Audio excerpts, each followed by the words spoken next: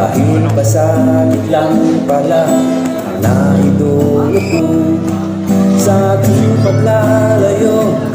Nakalimutan mo na ako, nakahanap ka ng iba na ipapalit sa puso mo. Sino ba siya?